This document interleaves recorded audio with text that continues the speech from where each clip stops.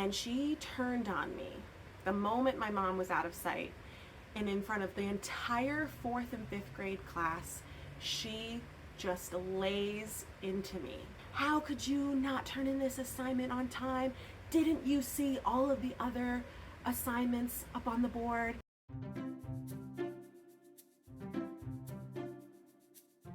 Hello, I'm Miss B. Hanley, and today I wanted to make a video talking about my school experience. I have been reading a lot lately on different people's perspectives and understanding different school experiences. I think it is very important for teachers to know and think about what it was like when they were in school, to put themselves in their students' shoes and understand their perspectives. I also think it's really important to share my experience in school with other students, hopefully to help them feel more confident and more comfortable in school. Not all experiences are the same, but we're not all alone in our experiences. So I hope that through making this series of videos that everyone, students, teachers, and parents can all understand that things in school that happen to us affect us as adults and also affect our learning experience. So I'm going to start with obviously the earliest school experience that I can remember, which is elementary school. I sort of remember my preschool experience, but not as many memories stick out for me in that time. I went to a private school from preschool until 4th grade, and about halfway through 5th grade, I was lucky enough to have parents to pay for me to go to this private school that focused a lot on the arts.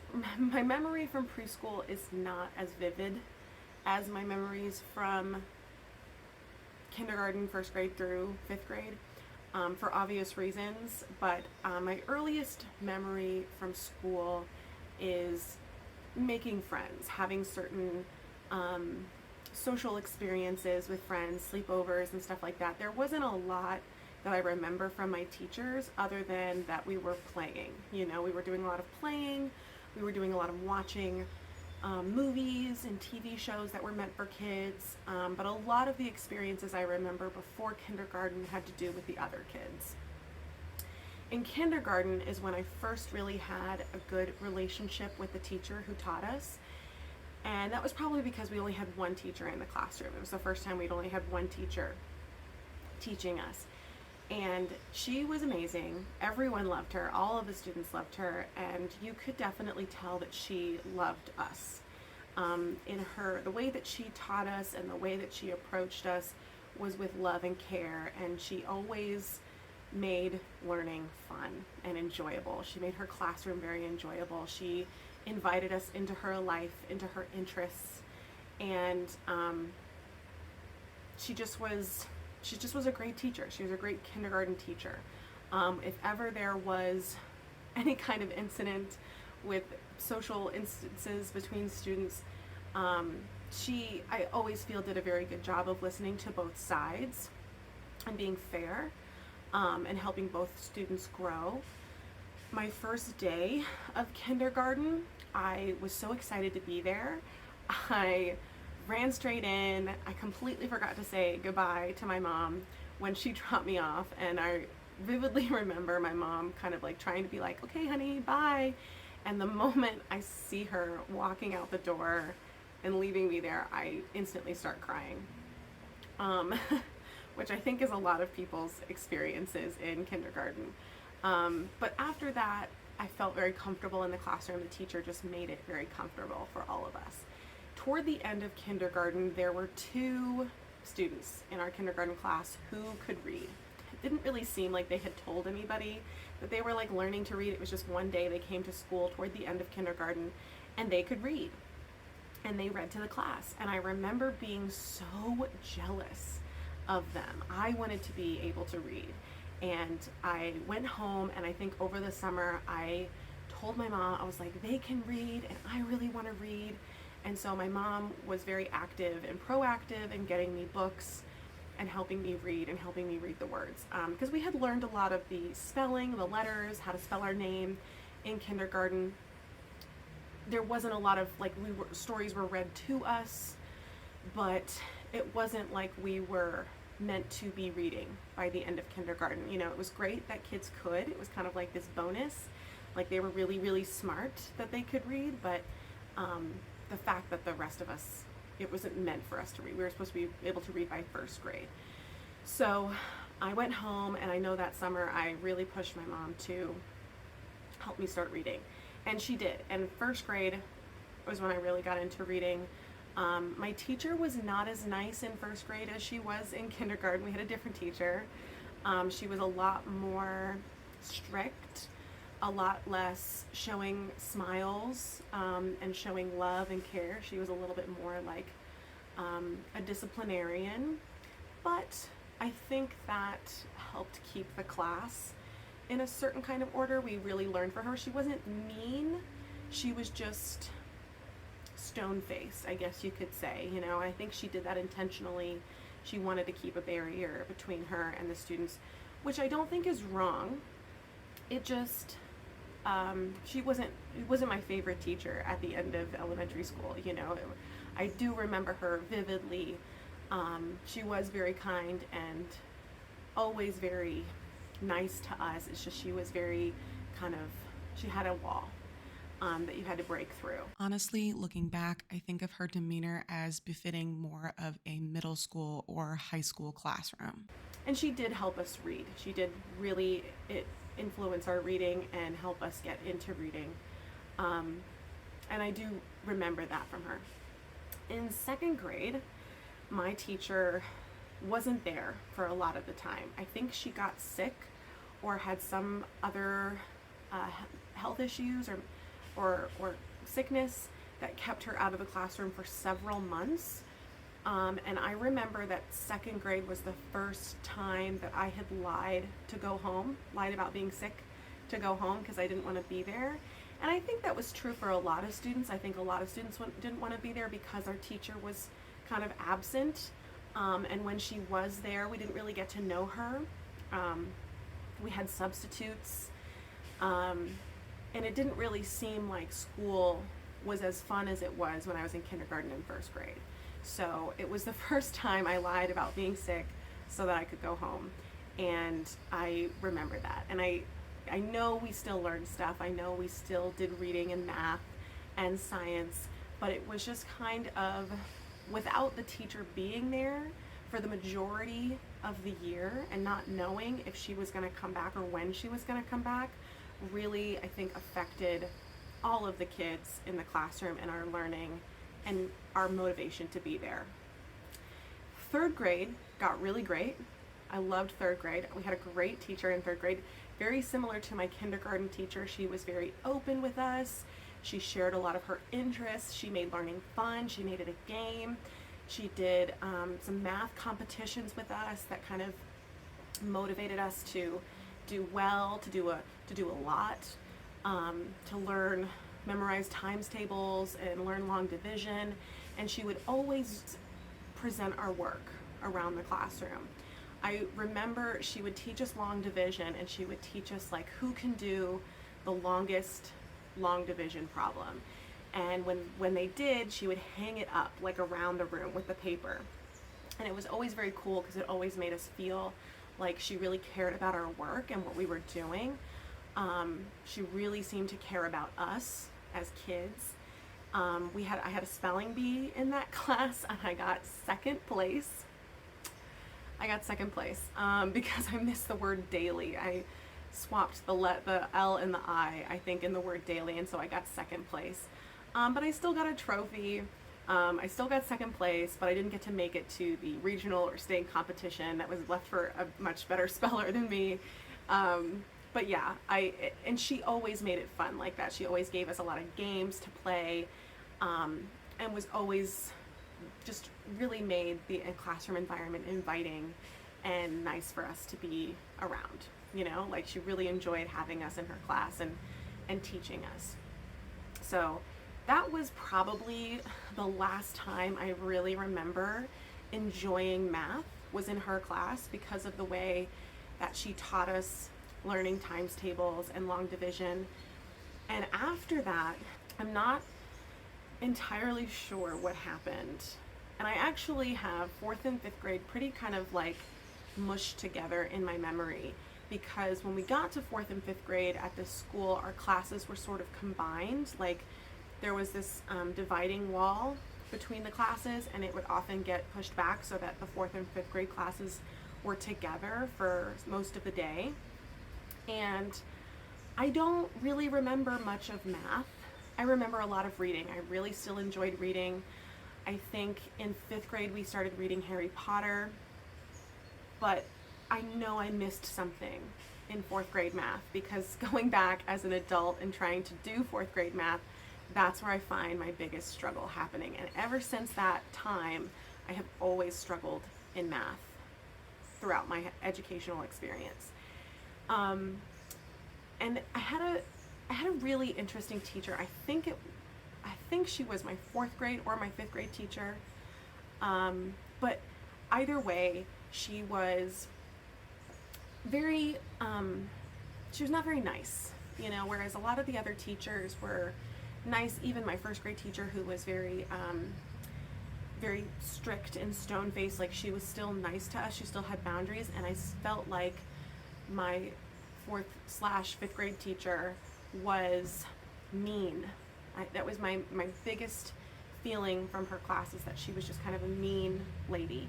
And I have one memory that I have from her is the worst memory of most of my school experience.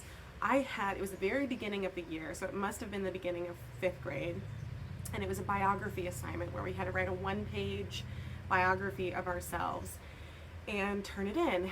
And I had forgotten to turn it in for some reason. Either I didn't know where the turn-in place was, or I had forgotten it at home, or something had happened. But I had forgotten to turn the assignment in on the day that it was due. So I told my mom, and my mom came with me to school that day, and she told my teacher, hey, you know, Brenna forgot to turn in this assignment. We had it, she did it on time, but she just forgot to turn it in. And I remember going into the class and sitting at my seat and talking with my friends while my teacher and my mom had this conversation. And everything seemed to go well between the teacher and my mom left. And I remember my teacher looking out the window and watching my mom walk down the sidewalk. And she turned on me the moment my mom was out of sight. And in front of the entire fourth and fifth grade class, she just lays into me. She's yelling at me about, how could you not turn in this assignment on time? Didn't you see all of the other assignments up on the board? How could you? Just made me feel like the absolute dumbest, worst kid in the class in front of the entire fourth and fifth grade. I was so embarrassed. I know I turned beet red. I couldn't look at her. I couldn't look at anybody. And I don't know why it was so important to this day. I don't know why she got so mad at me for that. It was just one assignment. And throughout the rest of that year, I felt like she really didn't like me. I felt like she was kind of always waiting for me to mess up. I mentioned earlier that year we had started reading Harry Potter, and I was friends with these two girls who always got into fights. And we had started playing witches, because I don't even think it was because we were reading Harry Potter that we started playing this game, Witches, but we played Witches during recess, and they started getting into an argument during this game, and it carried on into the classroom. And because they had this fight, and I know that the teacher thought that I was involved, even though I was trying not to be. I know, I mean, from my perspective, obviously I'm perfect. I'm trying not to be, but I did always try to compromise between these two girls. I was always trying to stop the fight and not get involved, but it didn't matter. They just kind of were rivals. And she told the entire class, that we had to stop reading Harry Potter. We had barely gotten through the first 3 chapters of Harry Potter, and she said, we have to stop reading Harry Potter because these girls got into a fight about witches and we're not going to read it anymore. Which Harry Potter ended up being one of my favorite series to read, which was a huge missed opportunity, I think, for a lot of kids because it became such a popular series during that time. It had literally just come out like in the last 2-3 years at that point, and we had to stop reading it because the teacher thought that we were, you know, fighting because of the book for some reason. There was another instance where the 2 girls had started fighting again, this time about an end of the year party. This must have been in 4th grade. But an end of the year party, one girl's mom was already paying for the whole class to go to this theme park for end of the year party, and the other girl had also made an end of the year party at her house at a pool party. And it literally split the class in 2. There was a civil war going on in our class about who was going to which party. And it made this huge hubbub. Everybody was in a fight. And I thought I was being smart by making a compromise. I said, well, you know, we could always go to the beach because, you know, nobody has to pay for it. And the other girl had said she was allergic to chlorine, and that's why she couldn't go to the pool party. And so I said, well, there's no chlorine at the beach. We could go to the beach. And I thought I was being really smart by coming up with a third option that would kind of meet everybody in the middle and be like a compromise. But the teacher that day thought I was being an instigator and thought I was making it worse, I guess. And so I got into trouble for that. And so my entire 4th and 5th grade experience was really based off of this social interaction between these 2 girls who were always fighting and my teacher who thought that I was always instigating the fights and making it happen, and just seemed to have it out for me. I never really had a good experience in her class. I never really liked her. I didn't really enjoy the class, and I think that my learning suffered because of it. You know, like I said, I don't remember a lot of the math that I learned in 4th grade, and it carried on into 5th grade. I still read, but obviously the reading that we wanted to do, we couldn't do because she stopped us reading because she thought that our fight had to do with something at the book. And it was just, it was a tough time. It was a tough time socially, and I think that overshadowed a lot of what I was learning in the classroom at that time. It seems like a lot of the importance was put onto the social interactions between the students, and not a lot was put on learning and what we were doing in the classroom as far as like educational wise. So at that point, my parents had started to reevaluate their finances and realized that they couldn't afford to send me to private school anymore. The school that I was attending went up to 8th grade, but halfway through my 5th grade year, I had to leave to go to public school. So I moved in the middle of 5th grade year, after right at winter break. I moved to the local public school, elementary school, and I was a newbie. It was the first time I'd ever felt new in a classroom, so it was pretty scary. I do remember the teacher of our 5th grade class being awesome. We loved her. Everybody loved her. She was another one of those teachers who was very vibrant, really made the learning environment fun, and she always gave us these fun projects to do, and I did make some friends. A lot of them were really nice to me when I first came into the classroom, so I think that had to do with the teacher kind of accepting me into the class and kind of getting the other kids involved and allowing me to be this new kid. And she was another very nice, vibrant, fun teacher. She was very funny and nice. But I do have 2 strong memories. Both have to do with learning. And it was when I realized that I was really bad at math, because it was like the 2nd or 3rd week I was there, and she asked me a math question. And it was something I had never seen or heard of before. It was in this math book. And I was reading it, and the numbers and letters were swimming in front of my eyes. I literally don't even remember the math problem. I don't remember what it said. I didn't know what it was. It was literally like reading a different language. And she asked me this math problem, and I just stared at her. I stared at the book, and I just said, I don't know. And I don't know if she thought that I was shy, or because clearly it was probably something that, like, the answer was there, I just didn't know what it was, because she kept asking me. She's like, no, what is it, and I didn't know. I did not even know what I was looking at. I didn't know. And there were other kids around me that were like, come on, it's right there, and it was a blank. It was a puzzle that was never going to be solved by me. And it was really embarrassing, and it was the first moment that I realized that I had struggled, that I had missed something in math in my 4th or 5th grade year, because I was behind the other kids in math that year.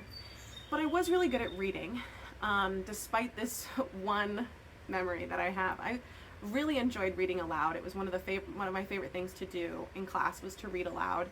And so I volunteered to read aloud this part of a book, and I messed up the word ornery. It was a word I had never seen before. And so I pronounced it horny. And the class bursts into laughter the moment I say it, and I know my face goes beet red. I don't know what I said and how it was wrong. I think I did know what that word meant back then, but I didn't know that it was not the right word. And everyone laughs, and I know the teacher even started laughing at me, like she was like covering her face, like laughing. And I was really embarrassed. That did really embarrass me.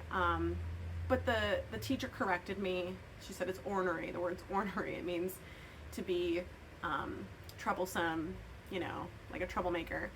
And it, looking back, I know it wasn't that big of a deal, but in the time that it happened, I felt so embarrassed, and I just like wanted to cry because everybody was laughing and looking at me and laughing at me, which is probably my biggest fear back then, was being the center of attention when I didn't want to be, when like I'm making something bad happen, or doing something wrong and being the center of attention and having everybody laugh at me. It's something that I have learned to overcome. When people laugh at me for doing or saying the wrong thing, it's still something that I'm working on overcome. It's still something I struggle with, but that was probably the first time I had to learn that lesson, that just because people are laughing doesn't mean that necessarily you're doing something that bad, because it was funny, and I remember thinking back then that I had said something kind of funny and I could have laughed along with them. But in the moment I didn't. In the moment I was very embarrassed. But the end of 5th grade actually was great. I enjoyed her class. I enjoyed her as a teacher, and it made me feel good about moving from this school that I had, basically it's all I'd ever known, and all my friends that I had ever known, moving from this school to a new public school. And by the time I got to middle school, I felt more comfortable, moving into a new school and meeting new kids, and I was kind of excited about my future in that particular sense. So overall summation of my elementary school experience was that I really enjoyed school. I really liked my teachers. There was only one teacher that I really didn't like. One teacher was just kind of absent, so I don't really count her as one of my teachers. But my school experience was overall very positive in elementary school. I really enjoyed going to school. I liked interacting with other kids. I liked reading. And up until 3rd grade, I really enjoyed math. I enjoyed the times tables and long division. After that, it just seemed like I missed something, that I got behind. And that's something I'll go into when I talk about my middle school experience. But as far as elementary school goes, I really enjoyed it. It was a good experience. There were some moments where I look back, especially on my 4th or 5th grade teacher. She's someone that I try not to emulate. When a student does something wrong or misses something or messes something up, I try not to get angry at them immediately and shame them in front of the entire class. It's something that's very triggering to me. It's something that has guided my teaching practice. I hope I haven't done that to other students.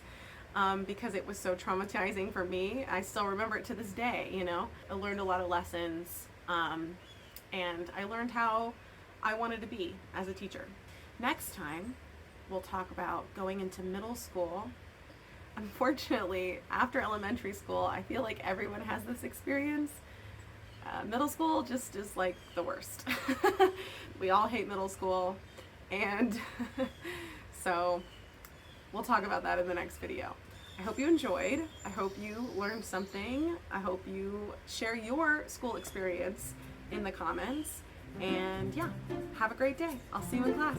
Bye!